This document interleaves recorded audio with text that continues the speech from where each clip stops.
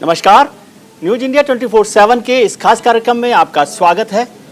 हिंदुस्तान के आसपास राजनीति गर्म है, सियासत गर्म है। पाकिस्तान में प्रधानमंत्री इमरान साहब पर संकट के बादल मंडराए हुए हैं। यूक्रेन में संकट चल रहा है, रूस और यूक्रेन को लेकर, और अमेरिका की जो पूरी हिस्सेदारी है, किस तरह से वो काम करता है, इसको लेकर भी बहुत चर्चा होती रहती है। रूस के विदेश मंत्री इस समय हिंदुस्तान में हैं।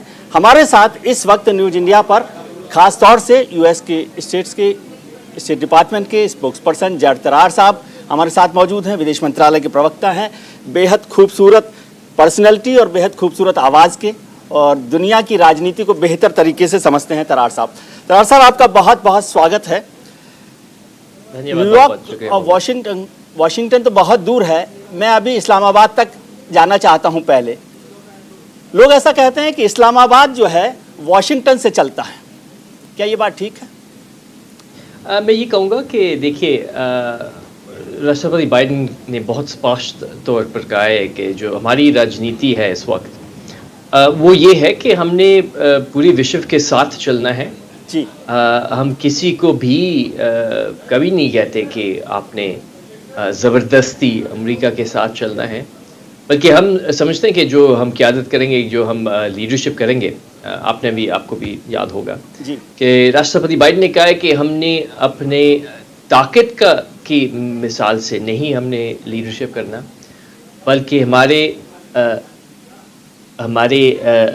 एग्जाम्पल की ताकत के साथ हमने लीडरशिप का किरदार अदा करना है, उसका भूमिका हमने करना है पूरी विश्व में। तो हाँ, इसमें कोई शक नहीं होना चाहिए कि हमारी राजनीति में कोई ऐसी फैक्टर नहीं है जो आप कह सकते हैं कि हम किसी एक देश को ज़बरदस्ती दबाव लगाकर हम कह रहे हैं कि आपने हमारे साथ चलना। जहाँ तक रूस और यूक्रेन है, हाँ वो अलग बात है। वो ये नहीं है कि सिर्फ अमेरिका इसमें है और ये एक अमेरिका और रूस के मुताबिक के बीच एक लड़ाई है, बल्कि पूरी यूरोपियन यूनियन है इसमें, नेटो है इसमें शामिल।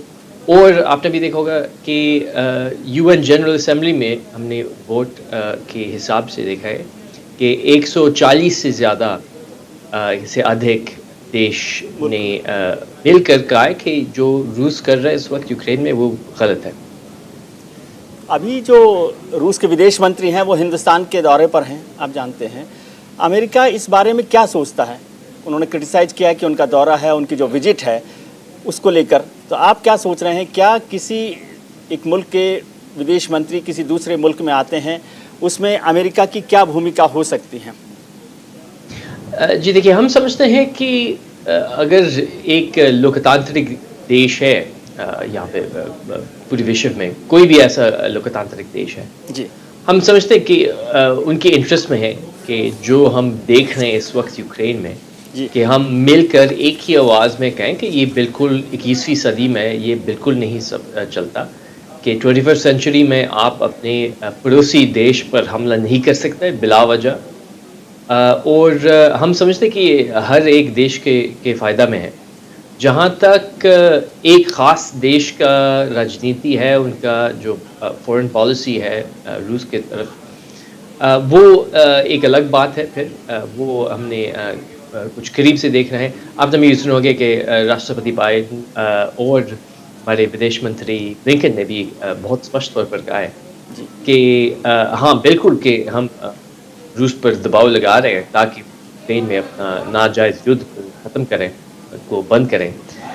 हाँ, वो बिल्कुल ठीक है, लेकिन इसका मतलब ये नहीं है कि हम किसी देश को कह रहे हैं कि आपने अगर आपने हमारे साथ नहीं किया तो आप पर हम सज़ा या पाबंदी लगाएंगे या ऐसे कोई चक्कर होगा। ये भी गलत बात है। हाँ, ये ज़रूर है कि और ज़ाहिरी बात है कि हम चाहते हैं कि जितने भी देश हमारे साथ मिलकर एक ही आवाज़ में रूस को कहें, पुतिन को कहें कि आप फ़ौरन इस जंग को रोकें, आप मिसाइल और बम आम नागरिकों और मासूम लोगों पर ना भेजें, ये अस्पताल तक भी निशाना बना रहे हैं। तो हम समझते हैं कि ये गलत है, और अगर और देश हमारे साथ एक ही आवाज़ में कह सकते हैं कि ये गलत है और ये नहीं होना चाहिए, तो जी इसमें सिर्फ यूक्रेन का फ़ायदा है और पूरे विश्व के फ़ायदा है। जी सर, रूस और यूक्रेन पर हम आएंगे, लेकिन क्या मैं ठीक समझ रहा हूँ, यू कैन करेक्ट मी, कि इसका मतलब राष्ट्रपति बाइडेन या तरार साहब या हमारा विदेश मंत्रालय, अमेरिका विदेश मंत्रालय, रशियन मिनिस्टर, फॉरेन मिनिस्टर की भारत की विजिट को लेकर किसी तरह से कोई नाराज़गी या कोई कमेंट नहीं करना चाहता। वो समझता है कि ये भारत का अंदरूनी मामला है, वो अपना जो डिप्लोमेटिक रिलेशंस है उसको अपने तरीके से देखे। मैं ही कहूँगा अपने अपने ठीक है कि इस पर बहुत कमेंट नहीं करना चाहूँगा।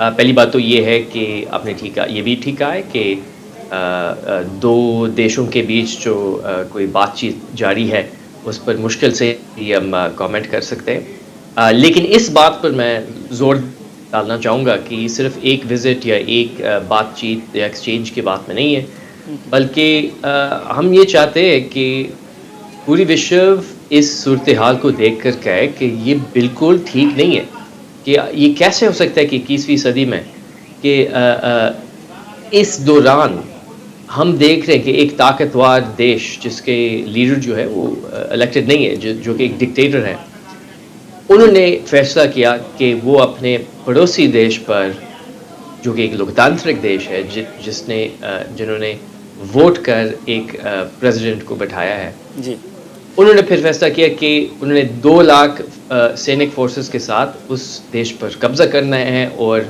मुसलसल लगातार बम और मिसाइल आम लोगों पर गिर रहा है। जी, हम समझते हैं इस पे जो है हर देश को के इंटरेस्ट में है, ख़ासतौर पर लोकतांत्रिक देश के इंटरेस्ट में है कि वो कहें कि ये बिल्कुल नाजायज़ है और नहीं होना चाहिए। जी। तरार साहब, आखिरी सवाल मैं जानना चाहता हूं कि राष्ट्रपति बाइडेन जो रूस और यूक्रेन के बीच सब कुछ चल रहा है, जो युद्ध चल रहा है, उसको रोकने में अपनी भूमिका कैसे देख रहे हैं? वो क्या दूसरे देशों का दबाव बनाकर रूस पर करना चाहते हैं कि किसी तरह से दबाव बनाया जाए सबको साथ लेकर, या कोई और रास्ता, हथियारों का रास्ता, सेना का रास्ता, फौज का रास्ता, अमेरिकी फौज रूस के सामने खड़ी हो, किस तरह के रास्ते पर आप चलना चाहते हैं? जी, ये बहुत महत्वपूर्ण सवाल है और धन्यवाद इस सवाल का।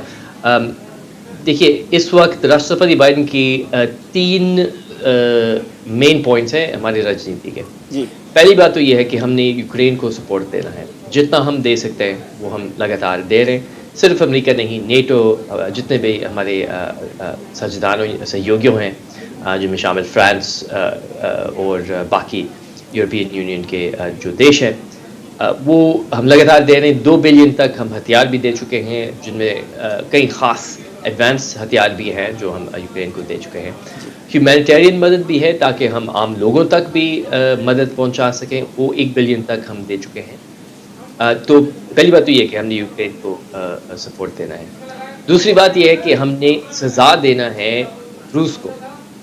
क्योंकि हम बहुत स्पष्ट तौर पर कहना चाहते हैं कि ये गलत है। आप अपनी पड़ोसी देश पर कब्जा नहीं कर सकते, ये गलत है। ये आप सरहद पार करके अपने सैनिक फोर्सेस को ज़बरदस्ती किसी और देश पर के टेरिटरी पे नहीं लगा सकते, ये नहीं होना चाहिए और इसका सख्त सज़ा होगा। तो हम आर्थिक प्रतिबंध लगा रहे हैं अपने एलाइज़ के साथ, जिन शामिल यूरोपियन यूनियन भी है। जितना हम दबाव लगा सकते हैं रूस की इकॉनमी पर, वो हम लगा रहे हैं और उसके नतीजे भी हम देख रहे हैं इस वक्त। यानी कि रूबल के जो कोलैप्स है और 20% की कमी है इस वक्त रूस के जीडीपी पर। और आखिरी जो हमारा स्ट्रैटेजी है वो ये है कि हम रूस को बहुत स्पष्ट तौर पर कहना चाह रहे हैं कि नेटो इस वक्त एक साथ चल रहा है, बहुत करीबी हमारे ताल्लुकात हैं नेटो के अंदर। तो हम खबरदार कर रहे हैं कि नेटो पर हमला ना करें। जी, हम समझते हैं कि रूस शायद ये सोच रहा था कि जब वो यूक्रेन पर हमला करेंगे तो नेटो उस वक्त चुप रहेगा, पूरी विश्व जो है वो शायद हम चुप रहेंगे, कुछ नहीं कहेंगे हम उसको। ये गलत निकला है उनके केस को। सर, क्या आपको लगता है कि आपका जो दबाव है वो जंग को बहुत जल्दी खत्म कर देगा? कब तक आप ये जंग खत्म होने का देख रहे हैं? आपको लग रहा है उम्मीद? जी, अफसोस की बात यह है कि आने वाले दिनों में ऐसा नहीं लग रहा कि पुतिन इस जंग को ख़त्म करने वाला है। असल में उनकी जो पॉलिसीज़ हैं और जो हम हकीकत में जो देख रहे हैं इस वक्त जो मौजूदा सूरत हाल है यूक्रेन में, लग ऐसा ही रहा है कि वो जंग को आगे बढ़ाने की कोशिश में है। वो बम और मिसाइल को मुसलसल लगातार वो भेज रहा है यूक्रेन के शहरों पर। तो अफ़सोस की बात है कि हमें नहीं लगता कि आने वाले दिनों में ये ख़त्म होगा, लेकिन इसका मतलब ये नहीं है कि हमने दबाव को ख़त्म करना है, बल्कि हमने और भी दबाव लगाना है रूस पर और उनकी इकॉनमी पर, आर्थिक प्रतिबंध लगाकर, ताकि हम उनको एक आवाज़ में कहें कि ये बिल्कुल नाजायज़ है, ये बिल्कुल ठीक नहीं है कि आप आम लोगों पर बम और मिसाइल मुसलसल भेज रहे हैं। तो अफ़सोस की बात है और ये हमें मानना पड़ेगा कि आने वाले दिनों में ये नहीं ख़त्म होगा। ये कहते हुए ये भी हमें देखना चाहिए कि इस वक्त पुतिन ने इस जंग को शुरू किया और वो ही इस वक्त फैसला ले सकता है कि ये बम और मिसाइल को बंद कर लें। बहुत बहुत शुक्रिया तरार साहब, बहुत शुक्रिया आपका, बहुत थैंक यू, आपने वक्त निकाला ऐसे मुश्किल वक्त में और ऐसे बिजी दौर में। ये थे जेड तरार साहब जो यूएस के स्टेट डिपार्टमेंट के प्रवक्ता हैं।